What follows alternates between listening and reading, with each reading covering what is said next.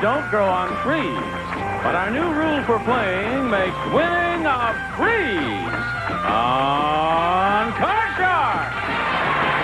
And now, here's the host of Card Shark, Jim Carroll. Thanks very much, Jack. Thank you. Thank you so much, and welcome to Card Shark. Nice to have you here with us in the studio. And thank you for joining us at home. Johnny Olson filling in so capably for Gene Wood. Nice to have you here. Yeah, I hope you've been with us over the last 12, 13 shows since we put in that rule about running the cards without stopping for a $500 bonus. It's added a lot of excitement. Maybe we'll see it today as we open up the board and get to the cards. Go ahead. Janice and Chris will load them in here from our Card Shark. Jeff Rios. Hi, Jeff. Good to see you again. I'm fine. This is again remind us about you. My name is Jeff Rios. I'm from San Mateo, California, and I'm a broadcasting student. Nice to have you back here. Of course, we have two new players because we had a 7-time champion retire. The other new player is Peggy Card. Hi, Peggy. Nice to see you. Nice to see you. Again, a little reminder about you. Okay, I'm Peggy Card, and I live in Sepulveda with my husband and my daughter, and we're waiting for the next one. Anytime. Very shortly now, you told us in the last show, right? Within a couple weeks. Hold on there for a little while. I promise. You both got the cards before you went on the air? All right, let's pick up where we left off. We play the best 2 games out of 3, and as we left off, we're in the middle of game number 1. Looking at the board, Peggy took control. She's moved over now with an 8 as her base card. She needs 3 cards for the game. Jeff has yet to uncover a card. We pick up with question 2, and it goes to Peggy. Peggy, we asked 100 married men across the country. If a married man cannot find love at home, is it okay for him to look for it elsewhere? How many men said if a married man cannot find love at home, it is okay for him to have an affair? Well, I hate that question being a married lady. Oh, I'm sorry. Can we rip that? Yes, but I think since you asked the men, it would be a kind of middle-of-the-road number. I'd say about 43. 43 out of 100 married men said, yeah, that's all right. I think it's going to be just slightly higher because the husbands, a lot of times, won't want to admit it, but I think it's going to be just slightly higher. A little higher than that. She's saying that. If it is higher, you'll play your card. Yeah. If not, Peggy plays hers. Anytime you hit the answer on the head, a $500 bonus. The actual number of men who said if a married man cannot find love at home, it is okay for him to have an affair is 43 right on the button. Oh, right away. Peggy's got a $500 bonus. Oh, I don't believe it. Well, congratulations. Thank you. Not only a $500 bonus for hitting on the head, but it is your opportunity to play the cards. And Peggy, we left off with an 8. You, of course, are trying to work your way across the board. Yes, well, I'm going to change that card. For the middle card, I can't say as I blame you winning the question. It becomes a queen. Oh, good. Lower than a queen. Yes, another 8. I'm going to freeze. And we move over the freeze bar to protect that position. You're not in a position to run it, as we were talking earlier. Jeff still is. If you can go all the way across without using the freeze bar, that's a $500 bonus. Jeff, recently, 2 mothers with 13-year-old sons discovered that their sons had accidentally been switched at birth, and each had raised the other's child. That's a fact. It was in the papers. So we asked 100 mothers, if you found yourself in this situation, would you swap the child you had raised for your natural child? Wow. How many mothers would swap the child they raised Their for first their child. natural child? The first one, yes. 13-year-old sons. How many mothers would swap for the natural child? A lot of people think that it's not the natural-born parents that should, be concerned about that, but who raises the child. But I think when it's the firstborn, they're going to want to hang on to that naturalization, and I think that's going to be...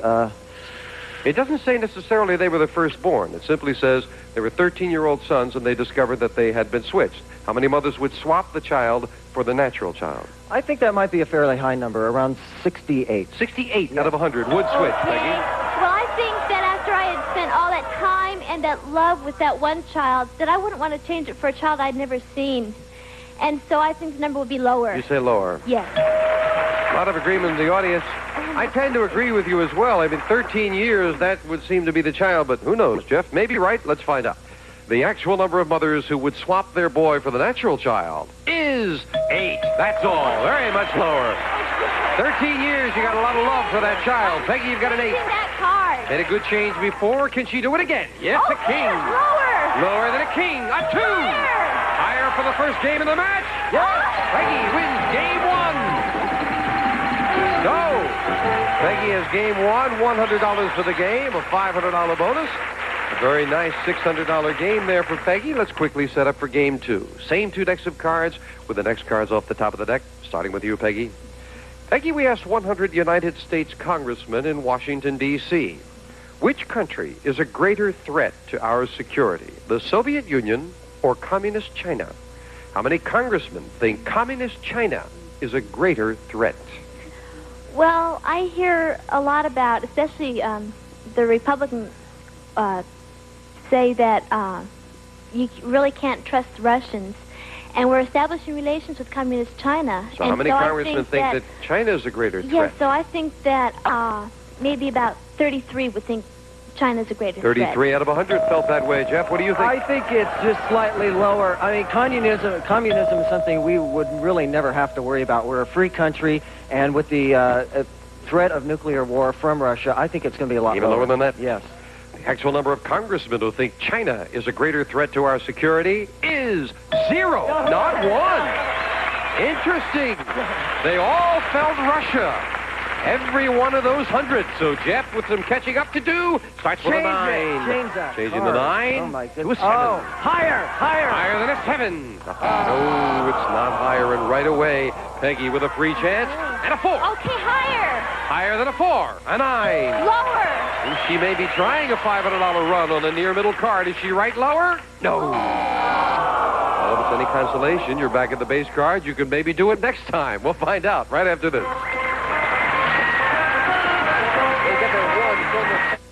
Game 1 went to Peggy. We're in the middle of game 2, and both players have uncovered a base card. Jeff a 7, Peggy a 4. Question 2 going to Jeff. Jeff, we asked 100 single women. Tell the truth. Do you enjoy it when a man gets a little fresh with you? How many single women said, yeah, they do enjoy it when a man gets fresh? They really like it. I know. We assumed that the way you said that, Well, Jeff. Yes. they'll say, no, I don't like it. Yes, I do like it. That's going to be a high number, around 78. 78 Oh, yeah. out of 100. Now, the woman's view. What do you think, Peggy? Well, I wasn't a single woman very long, but I've heard all the jokes, and I've heard all the jokes about stop it some more. But I think maybe just a little bit lower. A little lower than that. Yes. Stop it some more, huh? Oh, yeah. 78 and lower. The actual number of single women who enjoy it when a man gets fresh is 80, not lower. It is higher. Jeff was firm, and he was right. Change that card. Now we can change the base card, and the 7 becomes a 6, a little better. Higher than a 6, a 10. Lower. Risking it lower. Oh, no, a queen. Back to the base card goes Jeff. Peggy with a 4. Higher with a free chance, a 5. Higher than a 5, a jack. Risking it lower, a 10. And now she's going to try it with a 10. She has the game, the championship, and a $500 bonus if this is lower. It is! Well, took a very big chance on the 10, and you won the whole caboodle. Jeff, we have to say goodbye. We thank you for joining us. We had some nice party here. Okay. Jeff Rios and Peggy Card, come on down here. Peggy has not even been to the big money cards yet, but she is already $1,200 ahead. I can't believe Did it. one right on the money, a $500 run. That's not bad. You got the money card? Yes, I did. Shall the 3 of us go over there and play? I think so. All right, let's get over there right now. Come on up. Be careful, Peggy. Let's not upset the little one in there. Those cards that you cut are waiting.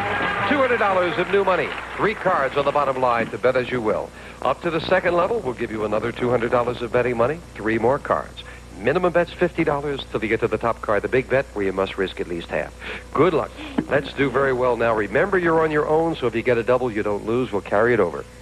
Here's $200. You can change your base card if you'd like on each level. Thank you, Chris. We'll start Peggy with 200 and a 3. Good Oh, card. keep it. I'm going to bet all of it higher. $200. The whole thing that this card is higher than a 3. Oh, a big 8. All of it lower. $800 if this card is lower. Yes. Okay. Now a 6. I'm going to bet 400 higher. $400. Good size bet on a 6. I hope you're right. Higher. Yeah. $1,200. We move up to 7 and give you another $200. I'm going to change that card. Oh, you've got good betting money and 4 cards to go. Come on, let's see a good change. A queen is better. I'm going to bet all of it lower. All of it. All of it. It is all or nothing. $2,800 if this is lower. Yes, it is too! I knew that all the higher. Trying for All the higher. $5,600 higher. 2 to go. You're looking at a 10. I'm at 2,400 lower. $2,400 on a 10. She is a gambler. She's been right so far. Come on, be right again. Lower. $8,000 as we move up a 6. I'm going to change that card. Oh, let's see a great change now. Let's root for Peggy. The 6 becomes a queen. Got about at least 4,000. Lower. All of All it. of it. Yes. All or nothing. Oh. Nothing. Or $16,000. If this card is lower.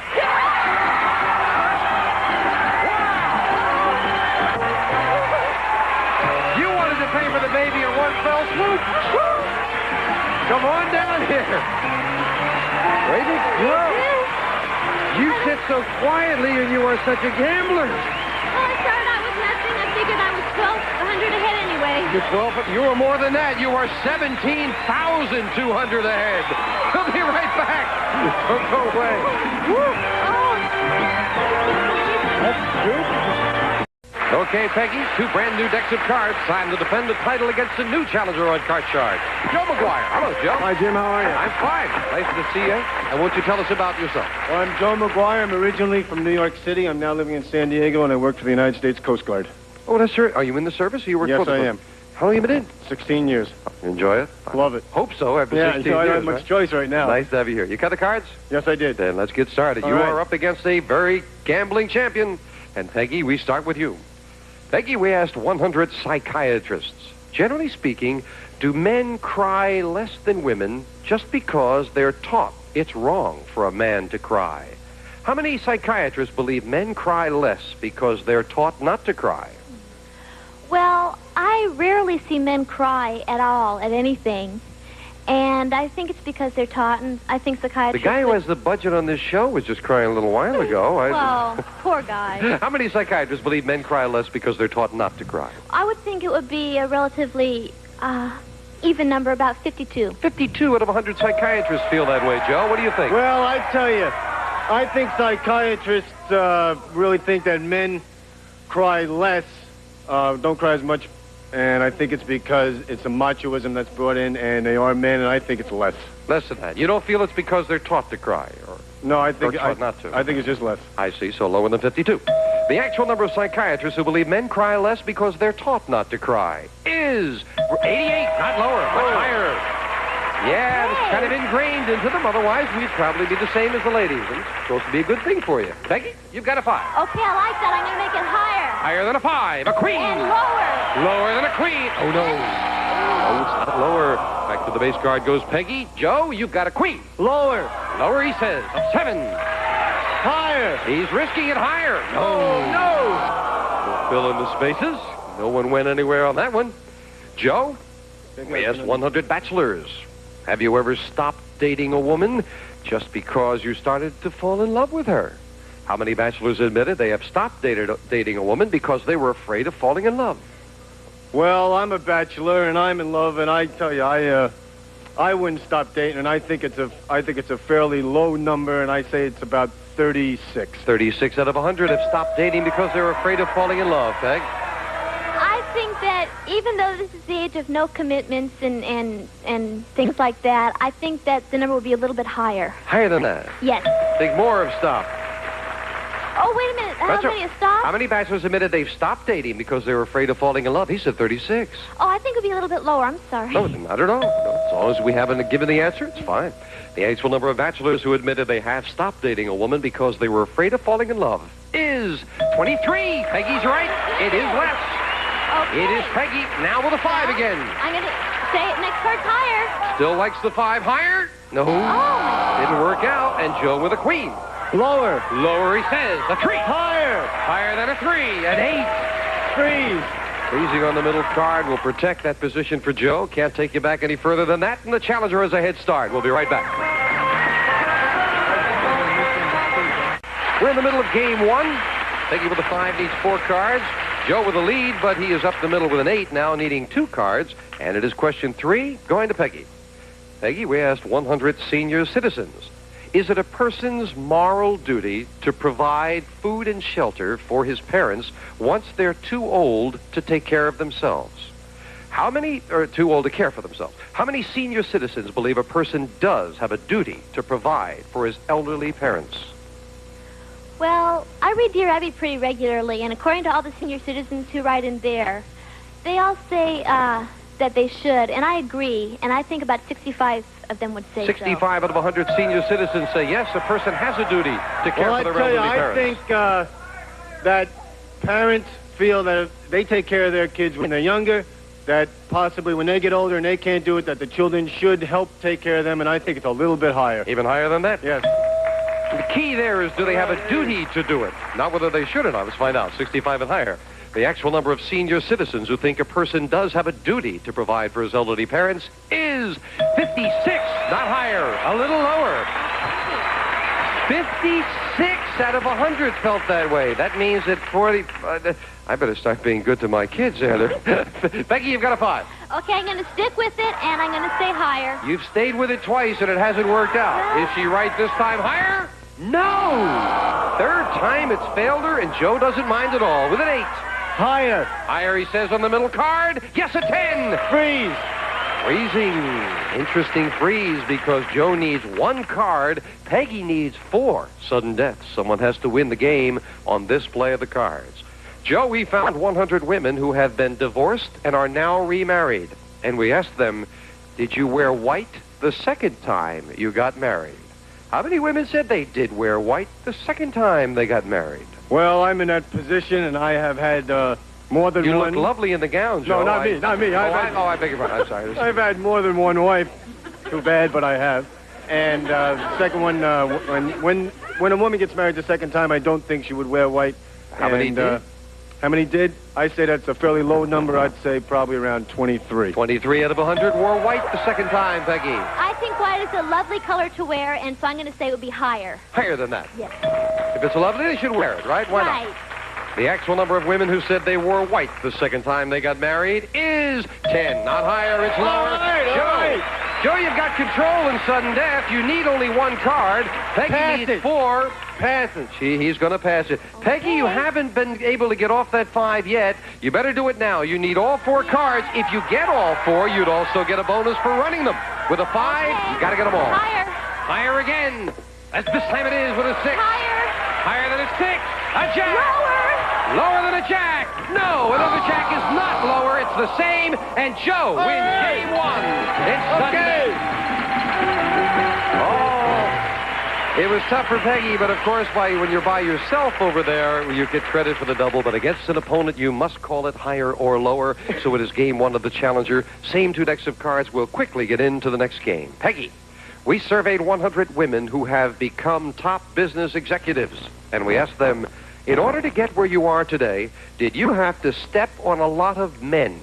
How many women executives admitted they did have to step on a lot of men? I think until recently, the business world has been so full of men that a lot of women would have had to do that. And so I'll say about 57. 57, yeah. I'm glad you said full of men. Joe? Well, I tell you, with the ERA and everything that's going on right now, I don't think that they would say they had to step on that many men. I would say it's a little bit lower. Lower than that. The actual number of women executives who admitted to get where they are today, they did have to step on a lot of men, is 4. You're absolutely right, Joe. That's all right.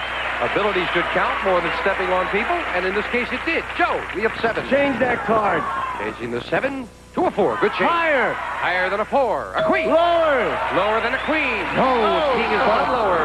And this time it's Peggy who gets a free chance. Hey. With a 5 again. Again a 5. I'll have to say higher. Higher than a 5. Yes, a king. Lower. Lower than a king. A 7.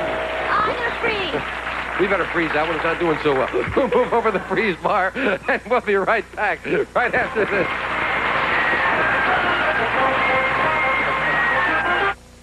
Well, it's been a pretty good day for Peggy Card. She ran them once for $500, hit one right on the head for $500. Great money cards. Total of $17,200. Good day for Peggy, but she's trailing now. Can she make a comeback against a fine challenger? We'll find out on the next Card Sharks. People today from St. Louis, Missouri, and Wilmington, North Carolina. Thank you for joining us. See you next time.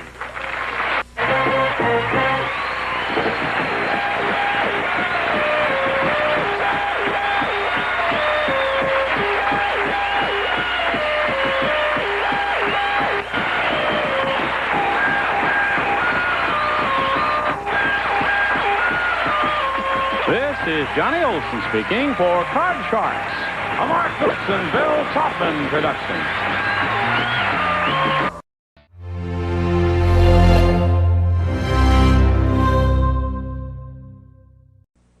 Weekday mornings, jump into the fun with the Jeffersons and start your day with contagious knockout comedy on The Jeffersons. Next, it's Alice and her wacky band of friends, serving up a heaping helping of comic insanity and take-out laughs. Then, Bob Barker hosts TV's most exciting game show, The Price is Right, with contestants playing to win big cash and prizes.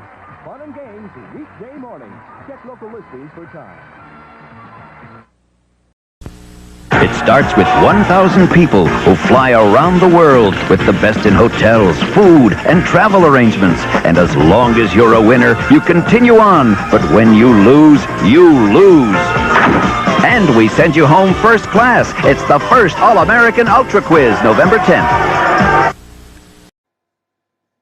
Tomorrow on 31 Days of Halloweenings on my YouTube channels. Time now for the new Beat the Clock. Fun, action, fun, a race against time with guest star Patty Deutsch. And now, here's your host of the new Beat the Clock, Gene Wood. It's going to be exciting. We got great prizes to give away on this show. Thank you all, and welcome to our show. You remember the old saying? Boy, have I got a girl for you. Well, I got a girl for all of you. It's Patty Deutsch. She's here to help our couples challenge the clock, win cash, and prizes. So we're going to get started by meeting our first couple right now. Who's the lady that's going to help these two from here on in, although they don't seem to need too much help. And you are going to love her. Here comes Patty Deutsch, right here. Patty Deutsch is here. Let me see you jump one 10 a.m. time. Eastern, 7 a.m. Pacific. Good thing we didn't put you in the box. Be there or be you ready to help square. these two? I certainly am. They don't need a whole lot of help. Yeah, actually, you're going to be working with Michelle just for now. Later on, you'll get to meet Sylvie. Hey, Michelle, come on up here and meet Patty. That classic game tomorrow morning at 10 a.m. Eastern, 7 a.m. Pacific.